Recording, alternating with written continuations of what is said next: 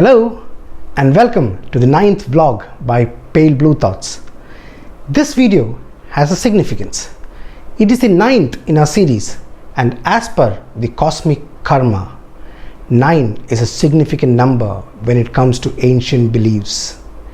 It is the most completed, perfected and divine number. Take a look at the significance of number 9. There are 9 Buddhist virtues. There are 9 planets as per astrology. Navratri is a festival of 9 days. There are 9 choirs of angels, and Ramadan is the 9th month in their calendar. South Africa has 9 provinces. The atomic number of fluorine is 9. A cat has 9 lives. And there are 9 fielders on a cricket field. And all pseudoscience believers sit on cloud 9. So if you take any field, 9 is significant. Hence we decided to start our debunk series from the 9th video. We watched a lot of debunk videos and we found that many of them had a common problem. They all start to debunk things with the intent to disprove them. The people who may be believers in that system may not understand how their beliefs work and hence would not consider the discrediting as a hit against their faith.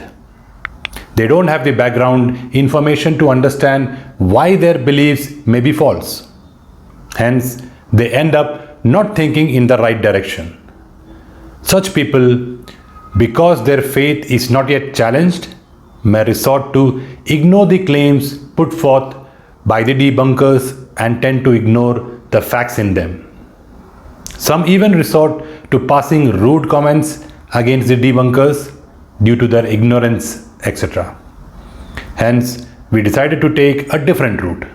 We will go through the history of each pseudosciences to see how they evolved, which may give evidence as to why they came to be in the first place. By knowing how things originated will help. We may be able to understand things better. We will then start with the proposition that the pseudosciences that we are going to disprove is right. We will look at the basic workings that they state as a premise or a proposition and then ask questions. This is the scientific method, right? You ask questions and you find out if they are able to give justifiable answers. We will explain how things work in that world and in the scientific world. We will let you see the difference if there are any. We will then let you find the answers, though we will present some hints to help you out. Hopefully, this method will help people to understand the reality in a better way. Please let us know your thoughts in the comment section below. That is one of the reasons why we gave you a base on the scientific methods, how beliefs take root in our brains, how science has developed, the grand story of the sky, and a look into how something can be called a pseudoscience before we embarked on looking at some of the superstitions and unscientific claims. We believe we have built a base for you to understand things better now. So without much ado, let's move on to part 1 of Horoscopes. Yes, you guessed it right. We are going to start with the most ancient of them all, astrology. It has gained popularity many folds in the recent times.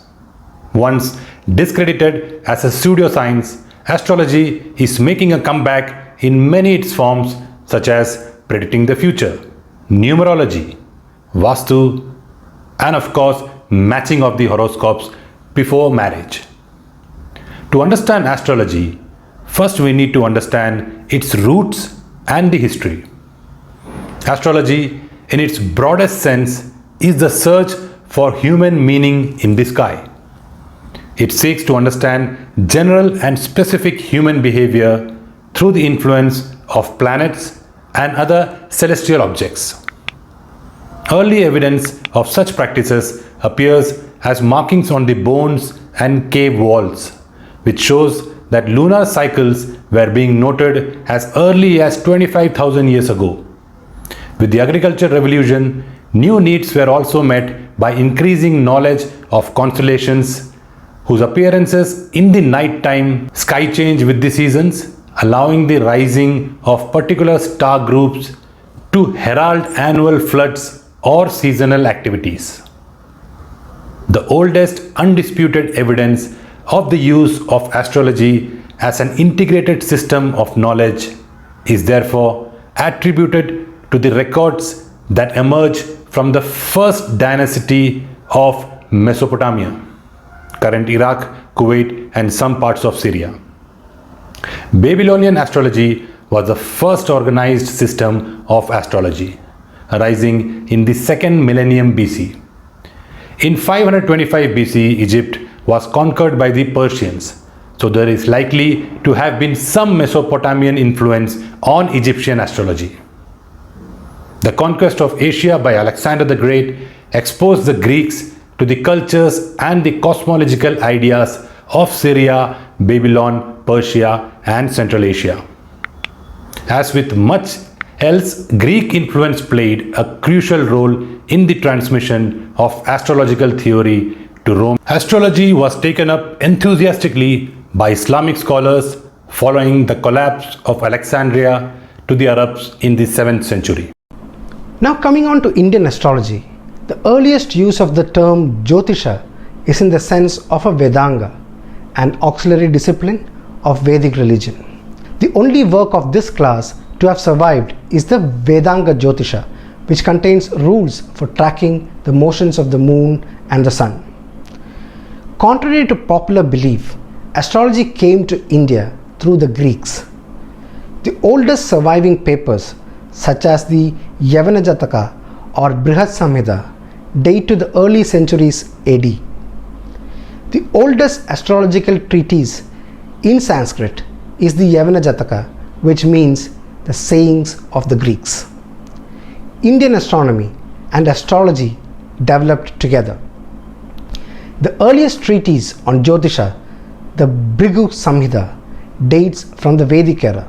The sage Bhrigu is one of the Saptarishis, the 7 sages who is said to have assisted in the creation of the universe as per Indian myths. Written on pages of bark, the Samhita or compilation is said to contain 5 million horoscopes comprising of all those who lived in the past and will live in the future. Early Jyotisha is concerned with the preparation of a calendar to determine dates for sacrificial rituals, with nothing written regarding to planets. There are mentions of eclipse causing demons in the Atharva Veda and Chandogya Upanishads, the latter mentioning Rahu, a shadow entity believed responsible for eclipses and meteors. The term Graha, which is now taken to mean planets, originally meant a demon. While the Western astrology mainly considered the sun, Indian astrology added the moon into it and made it lunisolar. So the so-called signs continued to find a permanent place in the minds of countless Indians as part of their other myths and belief systems. Religion too played a major role in strengthening the belief in Indians. In 2001, the UGC issued a circular which stated that there is an urgent need to rejuvenate the science of Vedic astrology in India and to provide opportunities to get this important science exported to the world.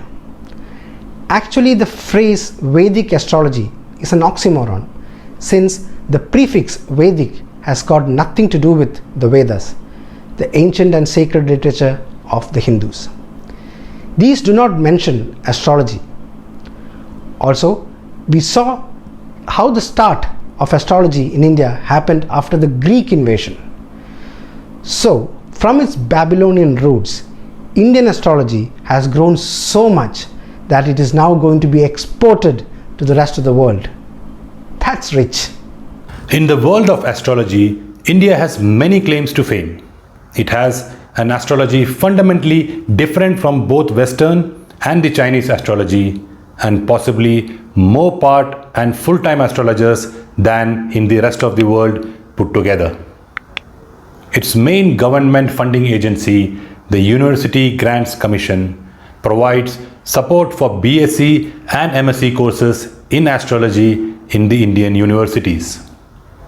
And as far for the general public, one finds almost universal belief in it. The belief in astrology among our masses is so deep that for every trivial decision in their personal lives, like whether to apply for a job or not, they readily rush to the astrologers with their horoscopes. Likewise, many will consult an astrologer to ensure their marriage date will be auspicious.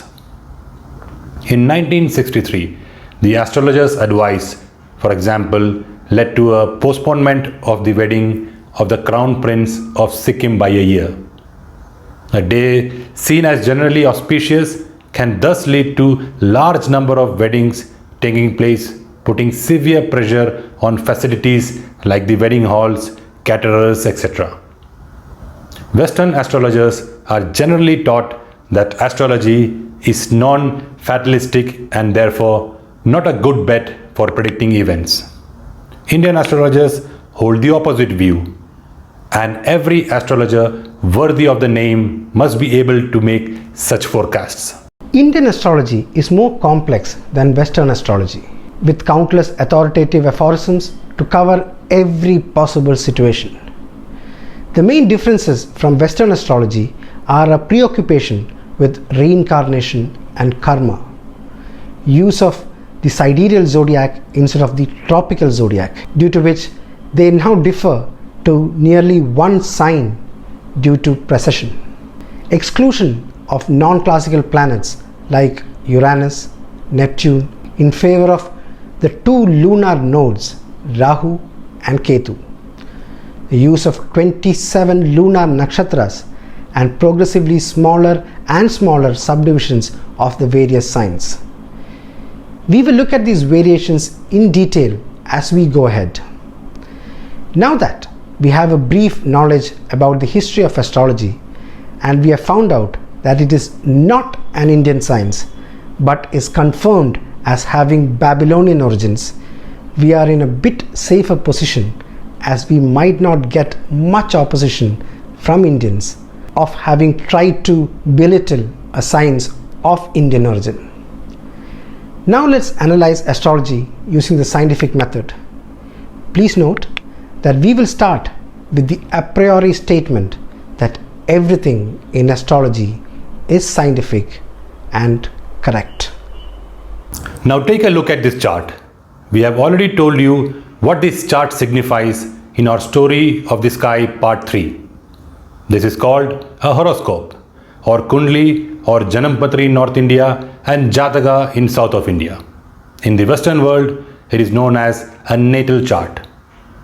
This is simply a diagram of the positions of the planets and signs of the zodiac at a particular time and place. On this, you can see characters like Bu, Su, Ra, Ma, etc. Those are just the shortened forms of the 9 classical planets. Ra is Ravi, Ku is Kujan or Mangal or Mars, Gu is Guru or Brahaspati or Jupiter. Now understand that all these were created when we had a geocentric notion of our universe. Earth in the middle and all planets and stars moving around us. So Sun and Moon also became planets. Ironically, since Earth was the center, it was not considered as a planet. Now there are 2 more planets as per Indian astrology, Rahu and Ketu. They knew that these are not actual planets, but they are 2 nodal points where eclipses are found to occur. So in total we had 9 classical planets: Ravi or Sun, Chandra or Moon, Budh, Mercury, Shukra, Venus, Mangal or Mangala is Mars, Brahaspati is Jupiter, Shani or Mandhan was Saturn, Rahu was the ascending lunar node and Ketu was the descending lunar node. Western astrologers used only 7 and ignored Rahu and Ketu. Apart from this, there is another important position in the Indian astrology, Lagna. Simply put, Lagna is the zodiac sign or Rashi which was rising in the eastern horizon at the point of making the diagram. Now South Indians marked these positions in a square pattern, whereas North Indians used a circular pattern to represent the position of all these grahas. They started to denote the Rashis or the zodiacal signs starting from the second square. Each square represents 30 degrees of the sky and in total make up to 360 degrees. Out of this, 180 degrees are above us, which we call as Drishya or visible Rashis, and 180 degrees are below us in the actual sky, and they are called Adrishya or invisible Rashis. Other systems depict this in different ways. Due to lack of time, we won't go into all of those, but understand that the basic premise or principle is the same. Each subsection are called bhavas or houses in the other forms of astrology. So Aries or Medam or Mesha start from the second square and move in a clockwise direction until it reaches the top left, which is Pisces or Meenam or Meena Rashi. Now we have already told you that the significance of marking these in our earlier video. This was done to calculate the passing of age. We can also know which month the child was born. You just have to know which house the sun is in. That would be the month according to Indian calendar. And if you looked at the position of the moon and did some simple calculations, we can come to the day of birth as well. Now let's take Lagna and see something which is even more significant. Let's say on a horoscope depicting the birth of a child, if you find the Lagna Rashi and the sun is in the same column, that means that when the child was born, sun was in the eastern horizon. That means you can understand that the child was born during sunrise or early morning. If the sun is 6 squares or 180 degrees away from the Lagna Rashi, then you can make out that the child was born during sunset. All this can be found out many years later, mind you, just by looking at this diagram. So this is how the horoscopes depict the time and age during the days when we had no calendars or clocks. But what is this that we see these days? Daily horoscopes. What lies in store for Aries this week? Love, compatibility between Gemini and Taurus. When would you get that new job or buy that Porsche? Or when are you likely to fall from an aeroplane and break your legs, etc. Where did all this come from? These stem from the assumption that the positions of these celestial objects influence our life, past, present, and the future. Do they influence us? Yes, they do influence us in various ways. Seasons, for instance, are caused due to the axial tilt and the revolution of the earth around that tilt around the sun. Seasons do affect us in many ways. You must have all experienced that throughout your life. Just compare yourself waking up on a cold wintry morning and on a summer or a spring morning. Next one is tidal force, which is because of the moon and the sun's gravitational force on the huge water bodies. But this is limited to people who are living in coastal areas. People on higher ground would probably have never heard of tidal waves at all. Also, eclipses, although they don't influence you in any other ways, but the spectacle of the sun or the moon disappearing for some time, like a magic, can be a mystifying experience for many. So if you ask a question, do celestial objects influence our life? The simple answer is yes. But how far can we stretch this? Here we need to distinguish between astronomy and astrology. What we have seen in the story of the sky is astronomy, and what we will be seeing in future episodes of Horoscopes would be astrology. Astronomy and astrology started going to school together, but astronomy, the brighter one, studied hard and progressed to college and higher education, but astrology decided to drop out of school in primary school itself. Astronomy went way beyond the stars and planets and is now talking about universes and multiverses, whereas poor astrology is still predicting what would happen if Mars looks at the moon from the 7th house. So in the next episode, we will look at the answer to the statement: do the skies influence our lives, our wives, and our guys? Stay tuned to our channel. Oh, by the way, today Jupiter is in the favorable 7th house and has the conjunction with Rahu. And if you subscribe to our channel today, you will get 12 years of good luck. Try it. You won't regret it. Till next time, it's bye-bye from us.